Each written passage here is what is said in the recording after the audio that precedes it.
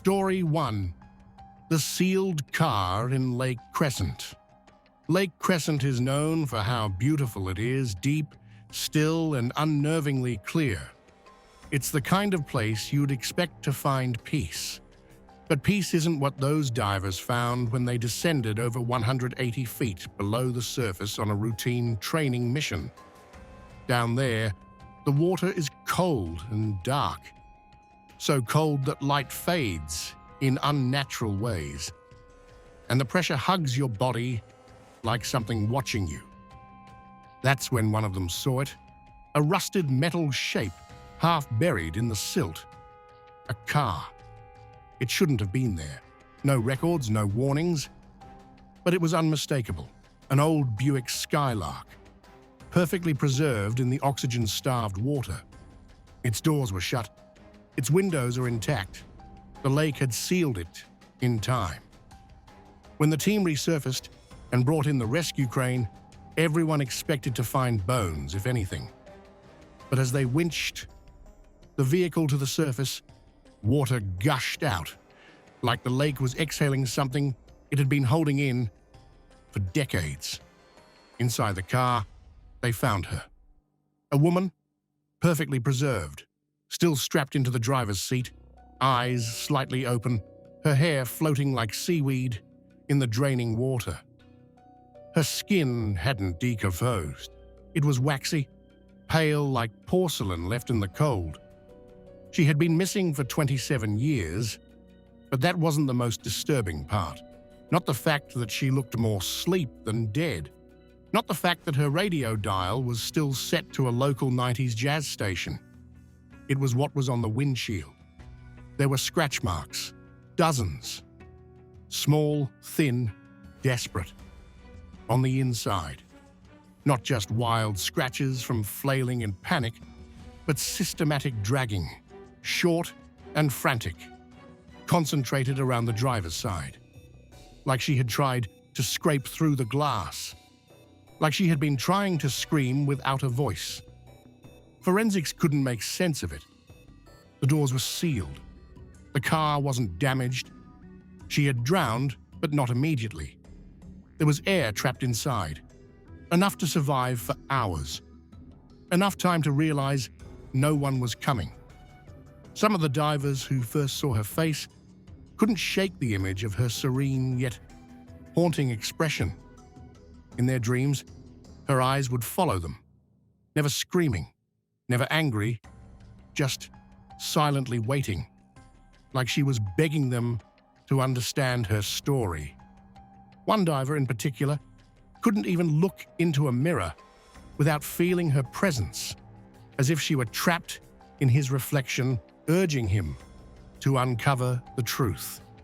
Today, if you visit Lake Crescent, the locals still warn against swimming too deep. They say, on certain days when the water is still and the air is so quiet it feels unnatural. If you look hard enough, you might spot another car just beneath the surface.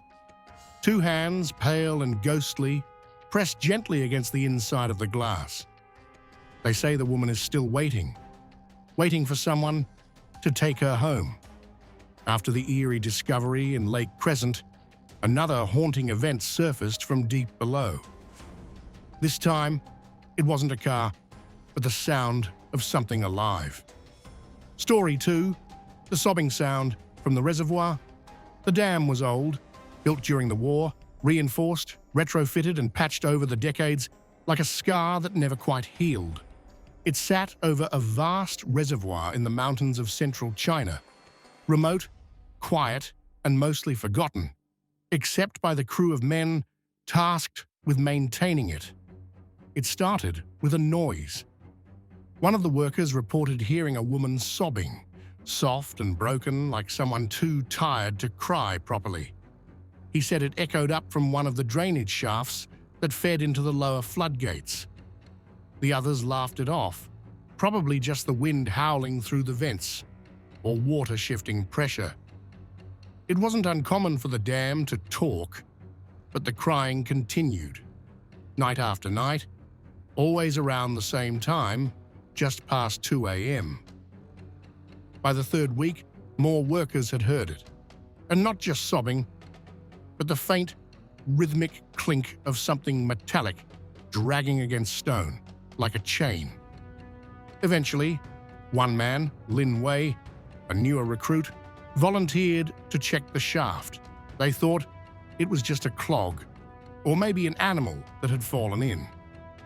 The shaft itself was about 100 feet down, pitch dark, slick with condensation, and barely wide enough for one person.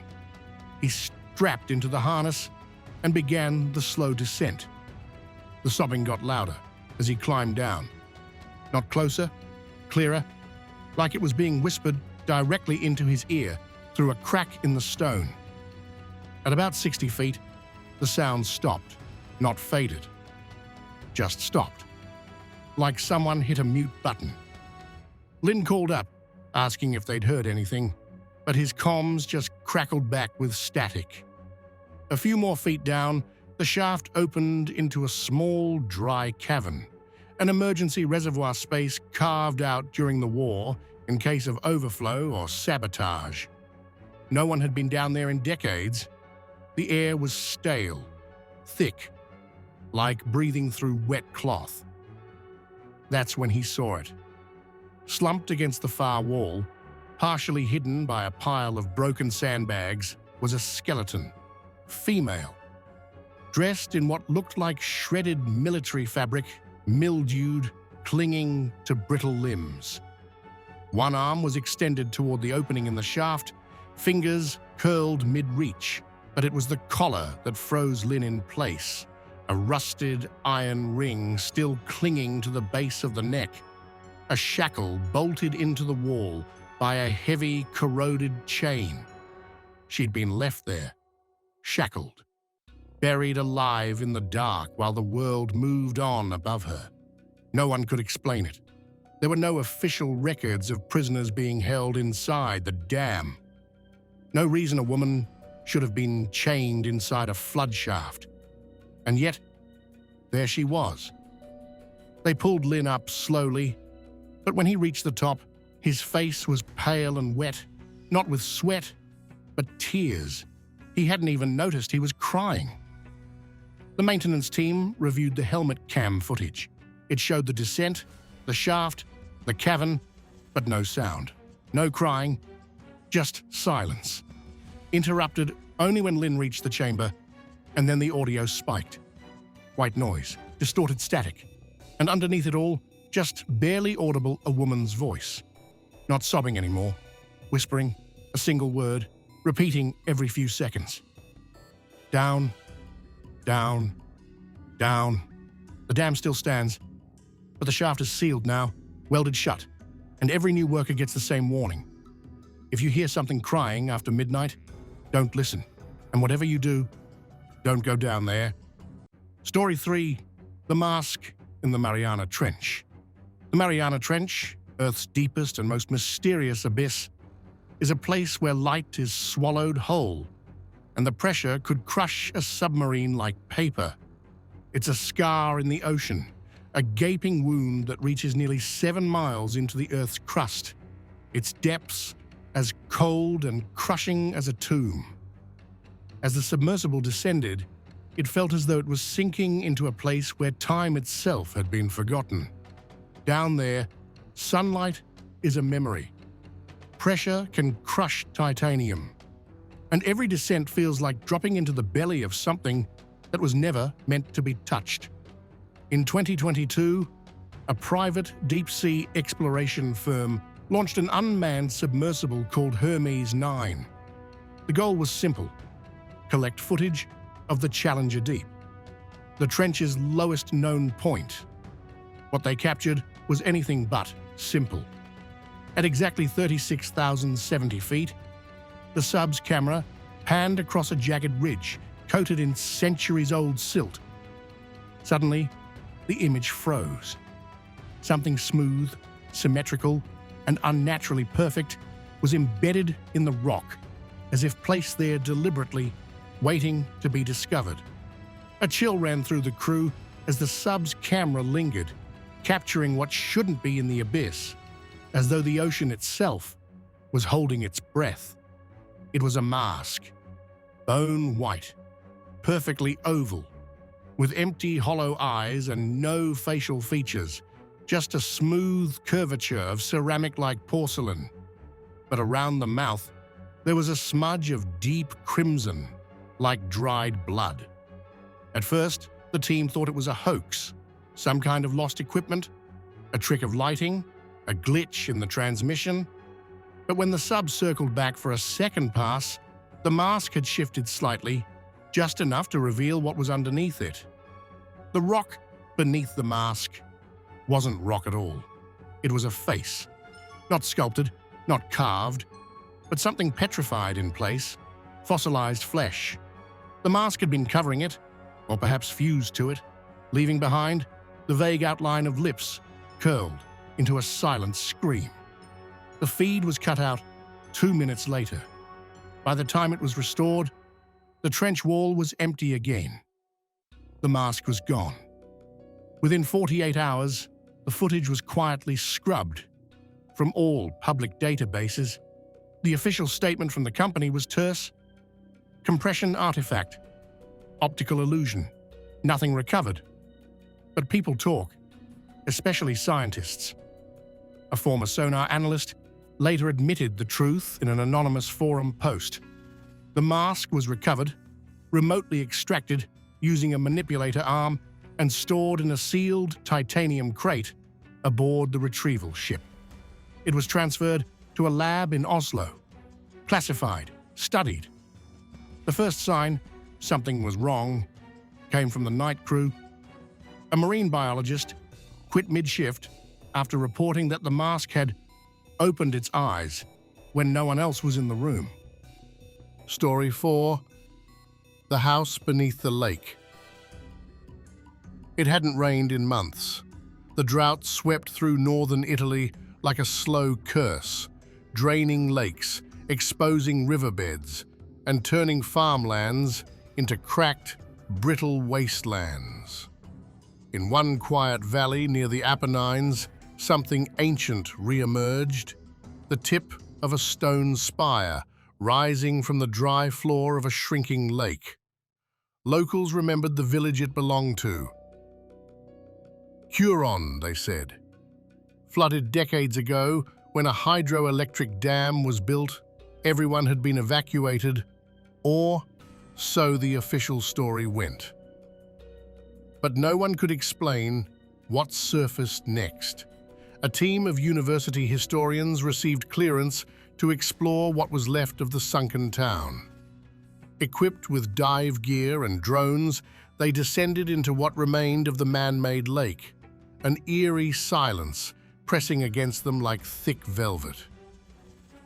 At about 80 feet down, they reached what once was the town's square, tilted rooftops, fragments of walls, and weeds swaying where gardens had been. But beneath the church steeple, they found something the maps never marked. A house. Untouched. Intact. Waiting. Its wooden shutters were closed, its stone walls are somehow uncracked. The front door was swollen from decades underwater, but still firm in its frame. They pried it open slowly, expecting rot and rubble. Instead, they stepped into the past. The home was immaculate. Tables and chairs stood upright. Books rested dry and dusty on shelves, their pages preserved in air pockets. The kitchen still smelled faintly of spice, like rosemary and old wine. On the mantel was a black and white photograph of a family, man, woman, and child. Their faces had blurred from water damage, but their smiles remained intact. One diver radioed back in awe, "It's like someone's still living here." They explored room by room, taking footage, collecting samples, until they reached a hallway lined with oil paintings, all of the same man again and again, eyes darkened over time. At the end of that hallway was a door, heavy, reinforced, and locked from the inside. They hesitated, unsure whether to leave it untouched, but curiosity has sharp teeth. It took 20 minutes to pry it open. The door swung slowly, the hinges screaming underwater, like something protesting from deep in the walls. Inside was a dining room, perfectly set, a table for two, silver utensils, ceramic plates, a linen tablecloth that fluttered gently in the current. At the center of the table sat a cake, frosted, pristine, untouched except for a burned candle, the wick still black, as if it had been extinguished moments ago. But what made the divers freeze wasn't the table. It was the chair to the right, the only one pulled out, and the only one that was warm to the touch. The diver who touched it recoiled, startled, then confused. "This doesn't make sense," he whispered through his comms. "It feels used, like someone just got up." They left in silence, all of them. No samples taken, no further exploration. The footage from that final room was never archived.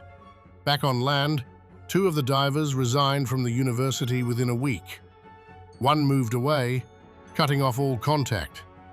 The other was later admitted to a psychiatric facility, repeating a single phrase to himself during every session: "She's still waiting."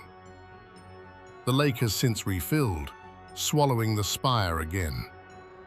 Locals don't talk about it, but if the drought returns, some believe the candle will be lit again.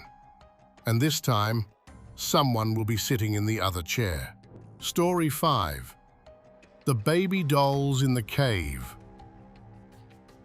Off the rugged coast of Tulum, Mexico, hidden among the limestone cliffs and mangrove overgrowth, lies an underwater cave system known to local divers as El Silencio, the Silence.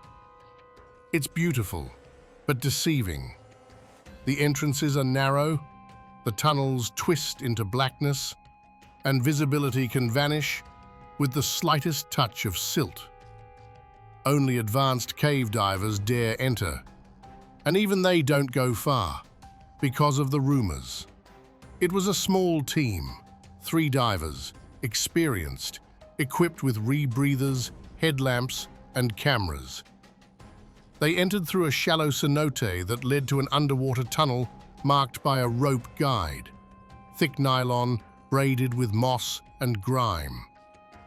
The rope wasn't part of any known dive map, but it was clearly old and hand-tied, knot by knot, leading into the dark. They followed it. 20 minutes in, the light from the cenote faded to nothing. Visibility dropped. The water grew cold and still, like it was holding its breath. Their lights cut through the gloom, revealing limestone walls, narrow at first, then widening suddenly into a grotto. That's when they saw it. The shrine. Hundreds of porcelain baby dolls, mounted directly onto the stone. Some were cracked, others headless, but most were intact, arms outstretched. Tiny ceramic fingers fused to the walls with twisted rusty wire. Their eyes had been gouged out, empty sockets stared back, and their mouths were filled with pebbles, smooth black stones stuffed deep as if to silence them forever. One of the dolls was missing. An empty spot on the wall, fresh wire dangling loose, and something swimming behind them. They kicked back, panicked, hearts racing, clouding the water in a storm of silt and fear. When they surfaced 20 minutes later, Miguel wasn't with them. They searched the cave for hours.